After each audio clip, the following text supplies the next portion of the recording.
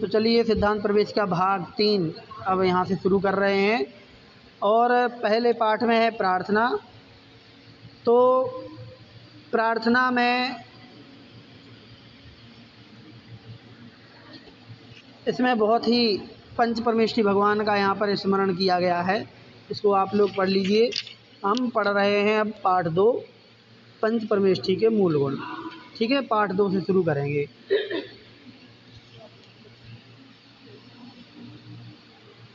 तो पंच परमेष्ठी के मूल गुण, ये पाठ 2 अपना है।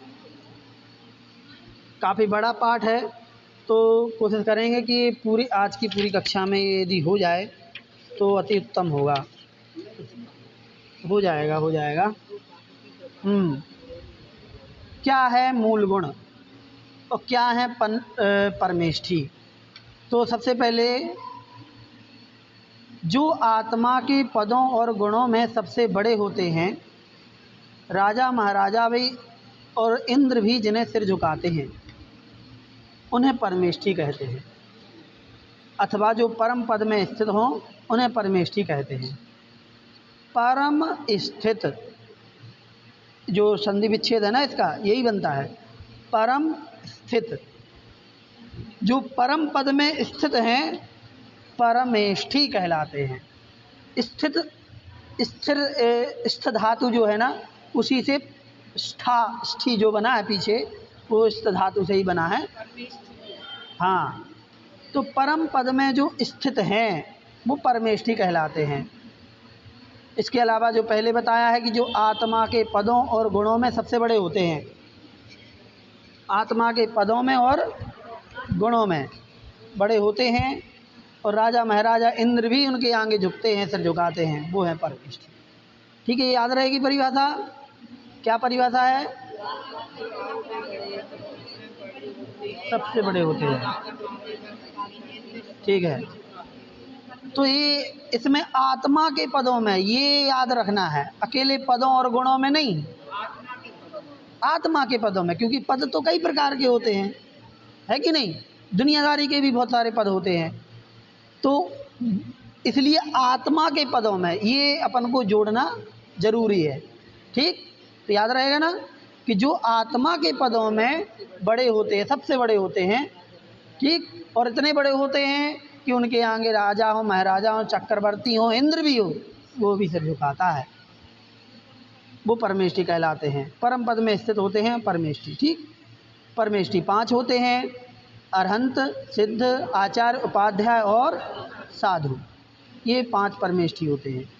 अब सबसे पहले अरहंत परमेष्ठी, जिनके ज्ञानावरण, दर्शनावरण, मोहिनी और अंतराय, ये 4 घातिया कर्म नष्ट हो गए हैं, जिनके 46 मूल गुण होते हैं, 18 दोषों से रहित होते हैं, वो अरहंत परमेष्ठी कहलाते हैं। क्या? सबसे पहले अरहंत परमेष्ठी कौन? सबसे पहले जिनके 4 घातिया कर्म नष्ट हो गए हैं। 4 घातिया, उनके नाम भी ज्ञानावरण, दर्शनावरण, मोहिनी है, अंतराय। ठीक, ये 4 घातिया कर्म जिनके नष्ट हो चुके हैं, 46 जिनके मूल गुण होते हैं, 18 दोषों से रहित होते हैं, वो क्या कहलाते हैं? इनके 46 मूल गुण होते हैं। तो ये 46 मूल गुण यहाँ पर क्रम से बताए गए हैं। तो सबसे पहले देखो, 34 अतिशय, ये जो छंद है, यदि आप छंद याद कर सको तो जिंदगी भर के लिए हो जाएगा। ये छंद याद हो जाते हैं, हमें नहीं है याद, है ना, क्यों झूठ बोले। इसलिए कई बार हम बाद में यदि लंबे समय तक याद ना करें तो फिर भूल जाते हैं कि भाई 46 में कौन कौन से थे। ठीक है, यदि रिपीट होता रहता है, डिस्कशन होता रहता है, कभी बोलते रहते हैं, याद बना रहता है।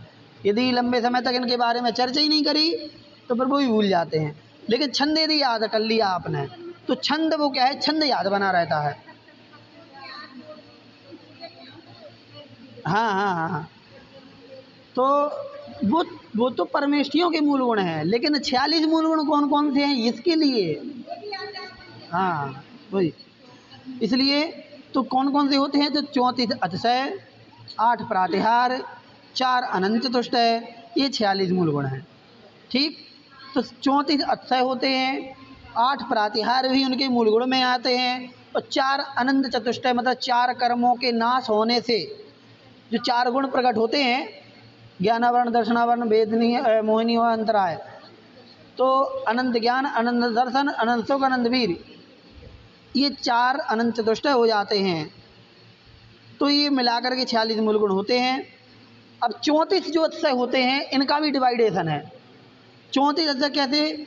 10 अतिशय होते हैं जन्म के, 10 अतिशय होते हैं केवल ज्ञान के, और 14 अतिशय होते हैं देवकृत, देवों द्वारा किए जाने वाले।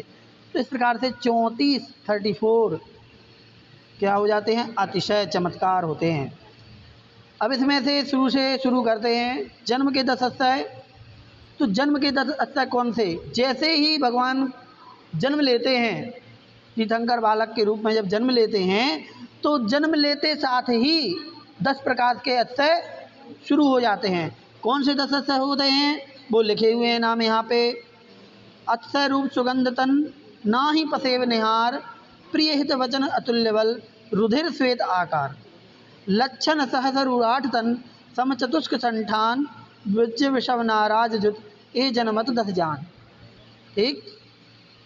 अनंत भगवान का शरीर जन्म से ही बड़ा सुंदर सुडौल होता है, पहला अतिशय, जन्म से ही सुंदर सुडौल।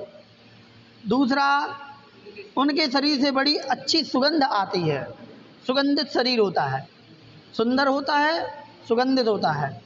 उनके शरीर से पसीना नहीं आता, तो दुर्गंध कहाँ से आएगी?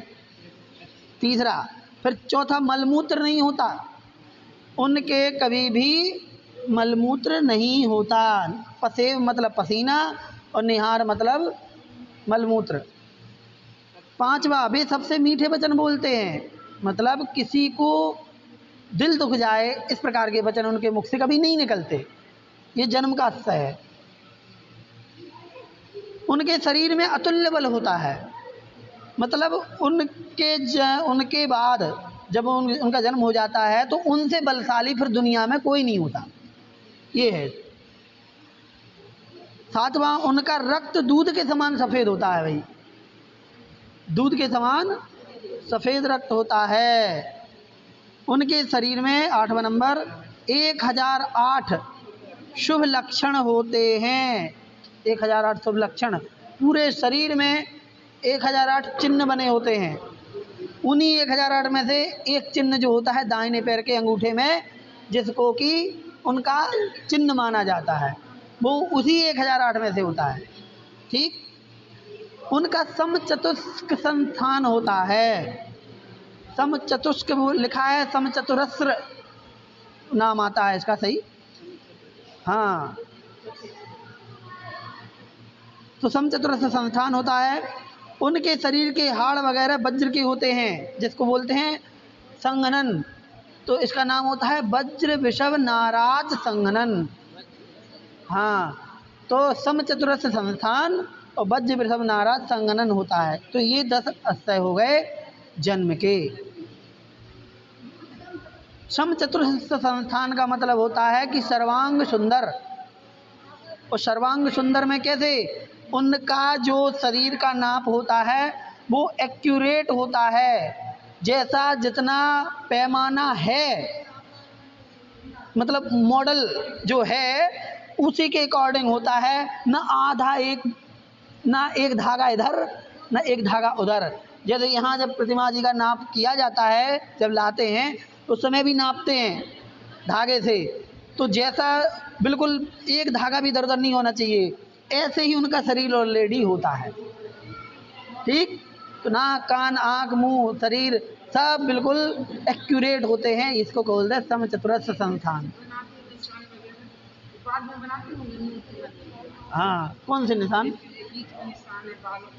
हाँ, ये वो तो बनाते समय ही बन जाते हैं, वो तो टाँकते हुए ही टाँक करके बना लिए जाते हैं, वो पत्थर ही पे बनते हैं। ठीक। जन्म के 10 अतिशय हो गए। केवल ज्ञान के 10 अतिशय, तो योजन सत एक शुभिक, गगन गमन मुखचार, नहीं अदया उपसर्ग नहीं कबलाहार, सब विद्या ईश्वरपनो, ना ही बड़े नक्केश, अनिमित दृग छाया रहित, 10 केवल के वेश। क्या है? जब अरहंत भगवान को केवल ज्ञान हो जाता है, केवल ज्ञान के अतिशय, केवल ज्ञान होने के बाद उस समय जहाँ भगवान होते हैं, जहाँ पर भगवान होते हैं, उस स्थान पर चारों तरफ 100-100 योजन तक सुकाल रहता है। सुकाल मतलब अच्छा काल, बस बढ़िया, सब लोगों के लिए सबसे अच्छा समय होता है वो। बिल्कुल शांति, संतुष्टि, कोई लड़ाई झगड़ा नहीं, कोई बैर भाव नहीं, ये सब वहाँ पर वातावरण बन जाता है 100-100 योजन तक, पहला। दूसरा, आकाश में गमन होना। तीर्थंकर भगवान का आकाश में गमन होने लगता है, लोगों का नहीं, तीर्थंकर भगवान का, उनका जन्म का स्थल है। देखने वालों, केवल ज्ञान का स्थल है, देखने वालों को चारों तरफ उनका मुख दिखाई देता है। जहाँ भी रहेंगे उसी तरफ मुंह दिखाई देगा कि हम ही को देख रहे हैं, ऐसा। ये भी केवल ज्ञान का स्थल है। चौथा, उनके शरीर से किसी भी जीव की हिंसा नहीं होती। किसी भी जीव की हिंसा उनके शरीर से नहीं होती है, परमोदारिक शरीर हो जाता है। उन पर कोई उपसर्ग नहीं कर सकता। केवल ज्ञान होने के बाद फिर उन पर कोई उपसर्ग नहीं कर सकता, और केवल ज्ञान के पहले कोई शरीर घाती उपसर्ग नहीं कर सकता। केवल ज्ञान के पहले भी कोई शरीर घाती उपसर्ग तीर्थंकर भगवान के नहीं कर सकता। मतलब उनके शरीर को टच हो जाए कोई चीज़ नहीं, समझ गए ना? ऐसे इसीलिए पार्श्वनाथ भगवान पर जो उपसर्ग हुआ ना, तो वो उपसर्ग जो हुआ वो शरीर घाती नहीं था। भले वो गिरा रहा था किन्हीं के ऊपर गिराना, लेकिन उनके ऊपर नहीं गिरता था, वो इधर उधर गिरते थे, जो भी गिरते थे, पत्थर पानी ओला जो भी है वो सब इधर उधर गिरते थे। तो फिर आप कहोगे कि फिर वे धरणेंद्र क्यों आया छत्र लगाने? तो भक्ति के कारण आया। पता तो उसे भी है कि इनको कुछ नहीं होना है, ठीक है, क्योंकि वो भी देव है तो वो भी जानता है, लेकिन फिर भी भक्ति के कारण अपना कर्तव्य, अपनी भक्ति दिखाने के लिए वो आए, ऐसा, ठीक है ना? लेकिन जब केवल ज्ञान हो जाता है तो केवल ज्ञान होने के बाद कोई उपसर्ग ही नहीं कर सकता। दोनों में अंतर समझ में आ गया ना? पहले शरीर घाती नहीं होता और बाद में तो होता ही नहीं है, ऐसा। केवल ज्ञान के बाद तो होता ही नहीं है उपसर्ग। कबल आहार नहीं लेते, मतलब भोजन आहार ग्रहण नहीं करते केवल ज्ञान के बाद। उसके पहले आहार चलता है उनका, ठीक। जब तक मुनि नहीं बनते हैं तब तक देवों द्वारा लाया आहार करते हैं कल्प वृक्षों का, ठीक। और मुनि बनने के बाद फिर श्रावकों का आहार करते हैं। याद रहेगी नहीं चीज़ें? जब तक मुनि नहीं बनते, गृहस्थ अवस्था में देवों के द्वारा लाया गया कल्प वृक्षों का आहार होता है उनका, कपड़े लत्ते सब, ठीक। हाँ, वो देव लाते हैं। और जी केवल मुनि बनने के बाद फिर श्रावकों का आहार लेते हैं, ठीक। और फिर जब केवल ज्ञान हो जाता है तो आहार ही बंद हो जाता है। लेकिन निहार उनका कभी नहीं होता, निहा मलमूत्र उनका कभी भी नहीं होता, निहार नहीं होता। हाँ, उनका जितना भी भोजन होता है वो सब भस्म हो जाता है, मतलब सब खत्म हो जाता है, अपशिष्ट कुछ नहीं रहता। हाँ है? हाँ, वो उनका शरीर ही ऐसा होता है, हैं? सारे तीर्थंकरों का। हाँ हाँ, पूरा। लोगों को लगता है कि हम उनके मम्मी पापा क्या सोच रहे थे कि हम कपड़े पहना रहे। वे लाते जरूर हैं, वे खिलाते जरूर हैं, लेकिन वो जब लाते हैं उसी समय इंद्र जो है ना सब करामात कर लेता है। हाँ, वो सब एक्सचेंज कर लेता है। हाँ, किसी को कुछ पता नहीं चलता कि जी हमारे दिए कपड़े पहन रहे कि देवों वाले पहन रहे, कि हमारा खाना खा रहे कि देवो, ये होता है ऐसे ही हैं?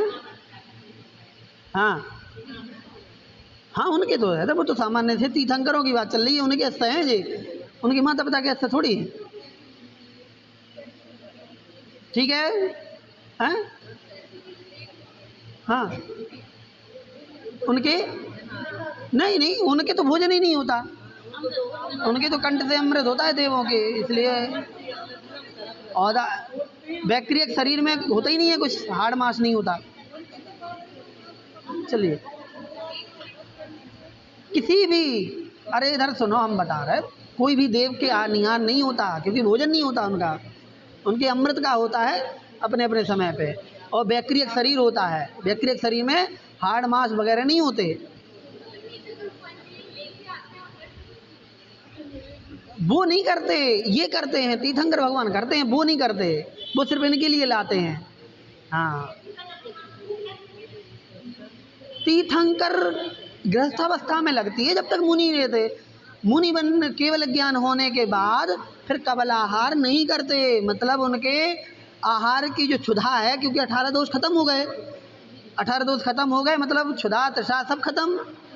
उनके शरीर में बल कहाँ से आता है? अपने आप आहार वर्गणाएं ग्रहण करता रहता है शरीर, तो वो शरीर में ताकत अपने आप बनती रहती है। हाथ पहले करते हैं।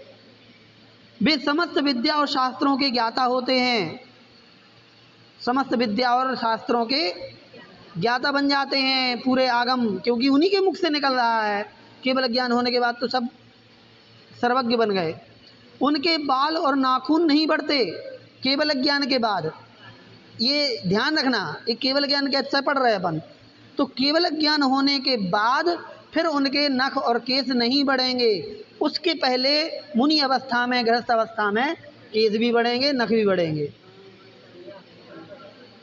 उनकी पलकें नहीं झपकती, केवल ज्ञान होने के बाद पलकें भी नहीं झपकती। तो जैसे अभी दिख रहे हैं, ऐसे ही केवल ज्ञान होने के बाद देखते हैं, बिल्कुल अपलक मूर्तिवत ही दिखेंगे, जैसे ही दिखेंगे। ठीक, शरीर की परछाई नहीं बनती, परम औदार्य शरीर हो जाता है, इसलिए शरीर की परछाई नहीं बनती। और परछाई भी क्यों बनेगी? क्योंकि केवल ज्ञान होने के बाद उनके शरीर से ही प्रकाश पुंज निकलता है, और इतना प्रकाशित होता है कि पूरा समूह शरण में सूर्य तक दिखाई नहीं देता। सूर्य देखो, कोई लाइट कब दिखाई नहीं देती? जब उससे तेज लाइट आ जाए। दिन में चंद्रमा भी कभी कभी दिखाई नहीं देता, कब? क्योंकि सूर्य है, सूर्य के तेज है तो नहीं दिखाई देता। जैसे ही शाम होने लगती है तो चांद रहता है इधर, तो भी दिखाई देता है। तो ऐसे ही समूह शरण में केवल ज्ञान के अस्तर से उनका शरीर में इतना तेज रहता है, वो इतना प्रकाशित होता है कि वो सूर्य चांद तारे भी दिखाई नहीं देते। 24/7 वहाँ दिन ही रहता है, 24 घंटे 7 दिन, ठीक, ये दिन ही रहता है। तो ये उनके केवल ज्ञान का अक्षय है। अब जब जिससे खुद ही प्रकाश निकल रहा है तो उसकी छाया कहाँ से बनेगी, है कि नहीं? ये बात हो जाती है। तो इस प्रकार से ये अक्षय हो गए। फिर देवकृत 14 अक्षय हैं, देवों के द्वारा 14 प्रकार के अक्षय होते हैं। कौन कौन से? भगवान की दिव्यध्वनि अर्धमागधी भाषा में होना, ये देवकृत अक्षय हैं, देवों द्वारा करे जाते हैं। ये 10 जो हैं जन्म के और केवल ज्ञान के, ये कोई करता नहीं है, ये ऑटोमेटिक प्राकृतिक रूप से होते हैं। लेकिन अब जो 14 पढ़ रहे हैं ये देवों द्वारा किए जाते हैं। इनमें अंतर समझ लेना अपन, है ना। पहले के 20 अपने आप होते हैं, नेचुरल, बिना किसी के करे। लेकिन जो 14 हैं ये देवलोक का खुद करते हैं। तो भगवान की दिव्यध्वनि को अर्धमागधी भाषा में सुनाई देना, बदलना, ये क्या है? मागधी भाषा का नाम है अर्धमागधी होना। दूसरा, समस्त जीवों में परस्पर मित्रता होना, ये देवों द्वारा किया जाता है, कोई लड़न न लगी हो भैया, है ऐसी वाली बात। तीसरा, दिशाओं का निर्मल हो जाना, सभी दिशाएं निर्मल हो जाती हैं, धूल कोहरा धुंध कुछ नहीं, साफ स्वच्छ बढ़िया नीला आसमान। जैसे कोरोना के समय पे हो गया था ना, दिल्ली से हिमालय दिखने लगा था ऐसा ही आकाश का निर्मल होना, सब ऋतुओं के फल फूल धन धान्य आदि एक ही समय में फलना फूलना। सभी ऋतुओं के फल एक ही समय पर होने लगते हैं, अलग अलग समय की जरूरत नहीं होती। ठीक है, अमरूद भी खाओ, आम भी खाओ, सब्जियां भी खाओ, सेब अंगूर सब खाओ, कोई दिक्कत नहीं, सब बिल्कुल, है ना, बिल्कुल बाजार मार्केट सब भरे रहते हैं एकदम ठीक है। तो ये होता है, 1 योजन तक की पृथ्वी का दर्पण की तरह निर्मल हो जाना, मतलब कोई बिल्कुल निष्कंटक जमीन हो जाती है, जमीन साफ स्वच्छ सुथरी बिल्कुल चमकदार, ऐसे जैसे कोई पता नहीं कौन सा आगे झाड़ू लगा रहा है। ये जो देव लोग लगाते हैं झाड़ू, मतलब देवों का असर है, तो देव लोग कर रहे हैं साफ सफाई, अच्छी बात है। चलते समय भगवान के चरण कमलों के नीचे स्वर्ण कमलों की रचना होना, 225 कमलों की रचना होती ना जो, हाँ, तो उनके चरणों के नीचे 225 कमल होते हैं। 15-15 की 15 लाइन होती हैं, 15-15 की 15 पंक्तियां होती हैं, तो 15 गुणे 15 225 हो जाते हैं, और बीच में भगवान चलते हैं। और सेंटर का जो कमल होता है उस पर भगवान का पैर होता है, और जब अगला पैर रखते हैं तो पीछे की लाइन मिट जाती है, आगे की लाइन बन जाती है, तो अगला जो पैर रखते हैं तो फिर वो भी सेंटर पे ही आता है। तो बड़ा चमत्कारी काम होता है। इस प्रकार से ये हो गया। और आकाश में जय जय ध्वनि का होना, ये भी देवों द्वारा होता है। मंद सुगंधित पवन का चलना, ये भी देव द्वारा है ना। अपन लोग यहाँ पर सेंट परफ्यूम छिड़कते फिरते हैं, वो अपना बिल्कुल पूरा सुगंधित कर देते हैं हवा को। सुगंध में जल वृष्टि का होना, सुगंधित जल वृष्टि भी होती है बिल्कुल, हाँ। पवन कुमार देवों के द्वारा भूमि का कंटक रहित, मतलब कांटे माटे सब गायब, बिल्कुल चिकनी। समस्त जीवों का आनंदमय होना, सभी आनंदमय होते हैं, किसी को कोई दुख तकलीफ नहीं होती, सब देव बिल्कुल सेवा में लगे रहते हैं। एक एक की डॉक्टर कोई भी बीमार हो तो ठीक कर देंगे। भगवान के आगे धर्म चक्र चलना, जब बिहार होता है तो उस समय धर्म चक्र आगे आगे चलता है, वो भी देवों के द्वारा होता है, ठीक। इसके अलावा छत्र चंवर ध्वजा घंटा आदि अष्टमंगल द्रव्यों का साथ रहना। अष्टमंगल द्रव्य जो है ना, ये साथ में चलते हैं, 14 में आता है, इनका साथ में रहना। और अष्ट प्रातिहार तो बाद में बताएंगे। अष्टमंगल द्रव्य, हाँ, धर्म चक्र होता है, चक्र जैसे, हाँ, झंडा नहीं, झंडे के बीच में चक्र देखा आपने, तिरंगा झंडे के बीच में, ऐसे वो अशोक चक्र अपना है, ये धर्म चक्र होता है। 1008 तीलियां होती हैं शायद उसमें, हाँ हाँ हाँ हाँ। तो भामंडल पीछे होता है, धर्म चक्र वो चक्र ही होता है, जैसे तिरंगे झंडे में बीच में चक्र होता है, ऐसे ही चक्र होता है, चक्के की तरह, ठीक है, चक्के की तरह होता है बिल्कुल, और बस आगे चलता है ऐसे। तो इस प्रकार से 14 सतह हो गए। अब 8 प्रातिहार। तो अष्ट प्रातिहार जो होते हैं, 8 प्रातिहारों के नाम आप जानते ही हैं। सबसे पहले भगवान के समीप अशोक वृक्ष का होना, रत्नमय सिंहासन होना, रत्नों का सिंहासन होता है।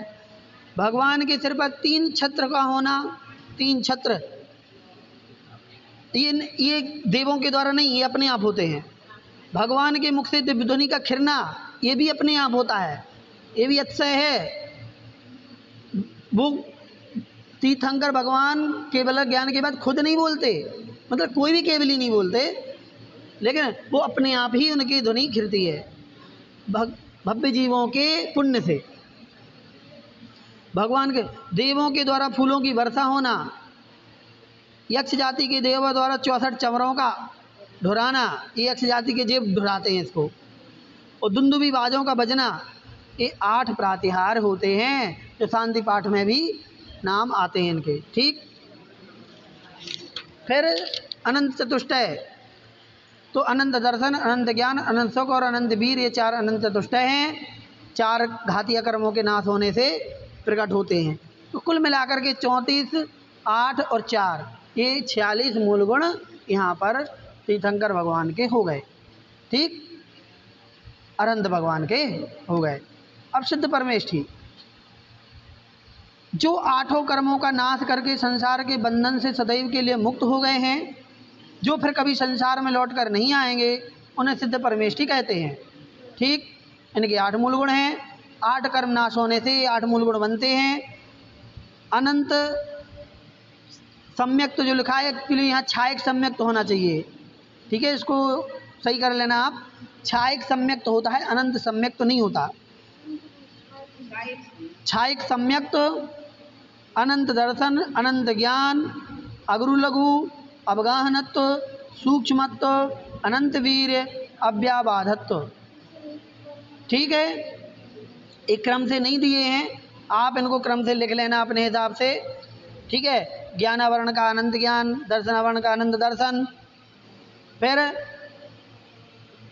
मोहिनी कर्म के नाश से छायक सम्यक्त्व, और अंतराय कर्म के नाश से अनंत अनंत वीर, ठीक। फिर गोत्र कर्म के नाश से अग्रु लघु, आयु कर्म के नाश से अवगाहनत्व, नाम कर्म के नाश से सूक्ष्मत्व, और वेदनी कर्म के नाश से अव्याबाधत्व। ये गुण होते हैं, ये 8 गुण हो जाते हैं, ठीक।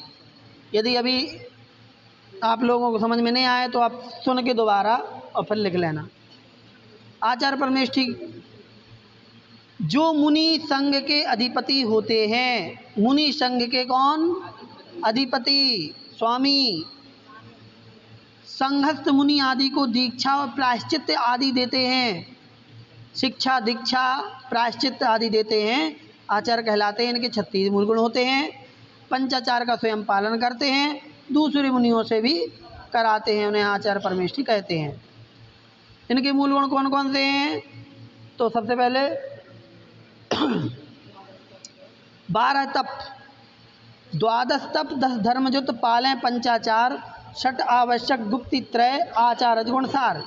12 तप, 10 धर्म, 12 और 10 22, पंचाचार 5 पंचाचार, तो 22 और 5 27, 6 आवश्यक 27 और 6 33, और 3 गुप्तियाँ 36।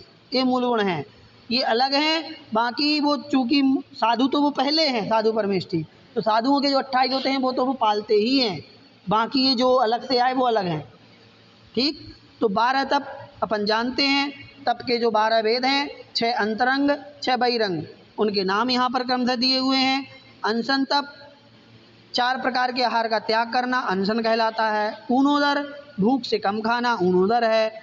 वृत्ति पर संख्यान तप, भोजन जाते समय कोई भी एक नियम लेना, अटपटा लेना या कैसे ही लेना, नियम लेके भोजन करना।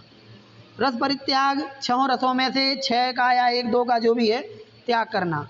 विविक्त सय्यासन तप, स्वाध्याय ध्यान आदि की सिद्धि के लिए एकांत या पवित्र स्थान में सोना विविक्त सय्यासन कहलाता है, ठीक है। एकांत में सोना या फिर पवित्र स्थान पे। काय क्लेश तप, शरीर को वश में करने के लिए सर्दी गर्मी आदि के कष्टों को सहन करना, ये काय क्लेश है। फिर ये हो गए बाहरी तप। फिर ये अभ्यंतर तप है। फिर प्रायश्चित, दोषों की शुद्धि के लिए दंड ग्रहण करना, दोष कर लिए तो। विनय तप, रत्नत्रय व उसके धारकों की विनय करना। वैयावृत्ति तप, रोगी या वृद्धि मुनि की सेवा करना, ये वैयावृत्ति तप है। स्वाध्याय तप, शास्त्रों का पढ़ना पढ़ाना बेचारना उपदेश देना स्वाध्याय तप है। विसर्ग तप, शरीर से ममता का छोड़ना, ममत्व छोड़ना विसर्ग है। और ध्यान तप, एकाग्रता से आत्मचिंतन करना ध्यान तप। 12 तप हो गए। इसके बाद 10 धर्म, तो 10 धर्मों को अपन पढ़ ही चुके हैं पहले, 10 लक्षण धर्म में, वो ही 10 यहाँ पर तन क्षमा मार्दव आ जाओ, शौच सत्य संयम तप त्याग आकिंचन और ब्रह्मचर्य, ये 10 धर्म होते हैं। पंचाचार 3 गुप्ति क्या हैं? तो दर्शनाचार, ज्ञानाचार, चरित्राचार, तपाचार और वीर्याचार, ये पंचाचार हैं। दर्शनाचार क्या? सम्यक दर्शन के दोष हटाना। सम्यक दृष्टि तो हैं, लेकिन यदि दोष हैं तो उनको हटाते रहना, दोषों को, ये दर्शनाचार है। सम्यक ज्ञान को बढ़ाना और दोषों को हटाना, एक ज्ञानाचार है। फिर सम्यक चारित्र को विशुद्ध करना, ये चारित्राचार है। तप की वृद्धि में, तप में वृद्धि करते रहना, ये तपाचार है। और आत्मबल को प्रकट करना, ये वीर्याचार है। मतलब अपनी आत्मशक्ति को प्रकट करना, विकसित करना, ये वीर्याचार है। इसके अलावा 3 गुप्तियाँ जो हैं वो मन गुप्ति, वचन गुप्ति और काय गुप्ति वो होती हैं।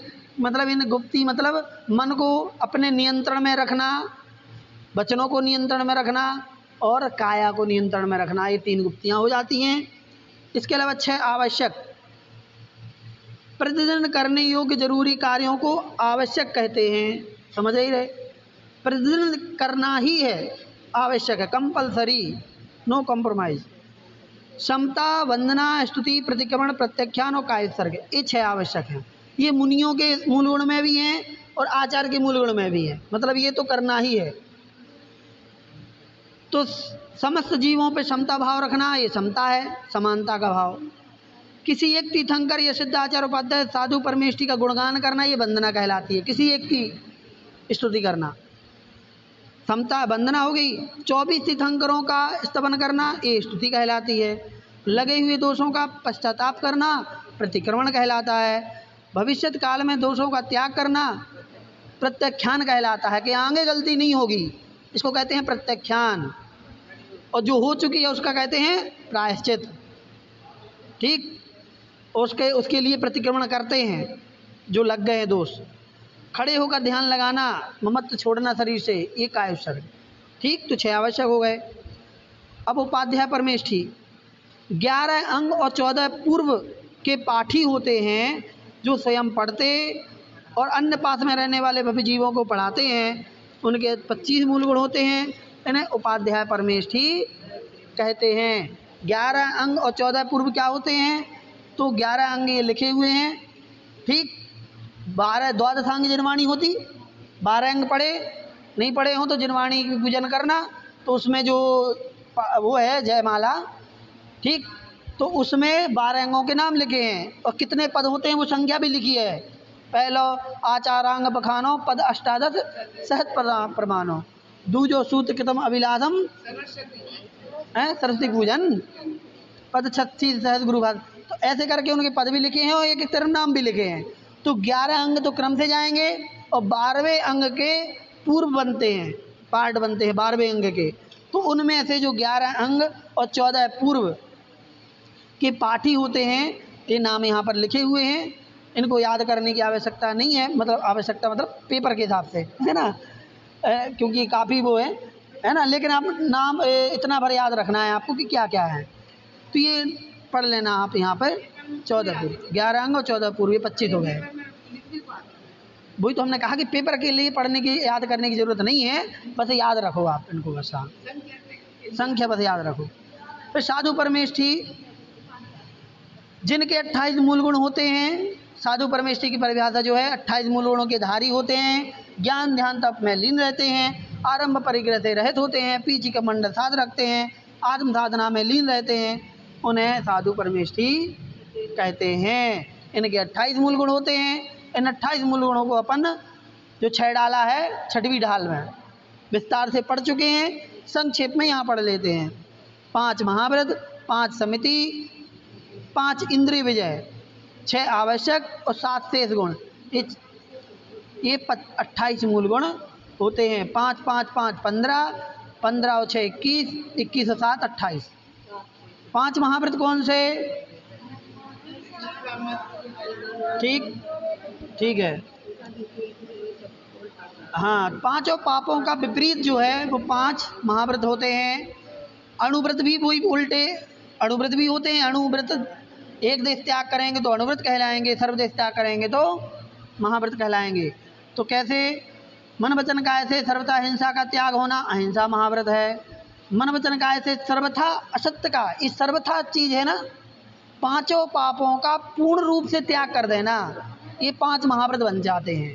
ठीक, एक एक करके यहाँ पर लिखे हुए हैं कि मन वचन काय से चोरी का त्याग करना अचौर महाव्रत है। मन वचन काय से मैथुन का त्याग करना ब्रह्मचर्य महाव्रत है। मन वचन काय से परिग्रह का सर्वथा त्याग कर देना अपरिग्रह महाव्रत है। 5 समितियाँ ईर्ष्या भाषा ऐषणा आदान निक्षेपण और प्रतिष्ठापना, ये 5 समितियाँ होती हैं। तो इनको क्या है? 4 हाथ आगे जमीन देख करके चलना ईर्ष्या समिति है। हित मित प्रिय वचन बोलना भाषा समिति है। दिन में एक बार शुद्ध निर्दोष आहार लेना ऐषणा समिति है। आदान निक्षेपण देखभाल कर चीज़ों को रखना और उठाना आदान निक्षेपण समिति है। और प्रतिष्ठापना जंतु रहित स्थान देख करके मलमूत्र आदि का क्षेपण करना, ये प्रतिष्ठापना समिति है। 7 शेष गुण और 6 आवश्यक। 6 आवश्यक अपन ने पढ़ लिए पहले, वही 6 आवश्यक यहाँ पर होंगे। 7 शेष यहाँ पर लिखे हैं। कौन से? सॉरी, 5 इंद्रिय विजय भी लिखे हैं साथ में। स्पर्शन रसना घ्राण चक्षु कर्ण, इन 5 इंद्रियों को बस में करना ये पंचेंद्रिय विजय हो जाएगा। और समता, वंदना, स्तुति, प्रतिक्रमण, प्रत्याख्यान, उपसर्ग, ये 6 आवश्यक हो जाएंगे।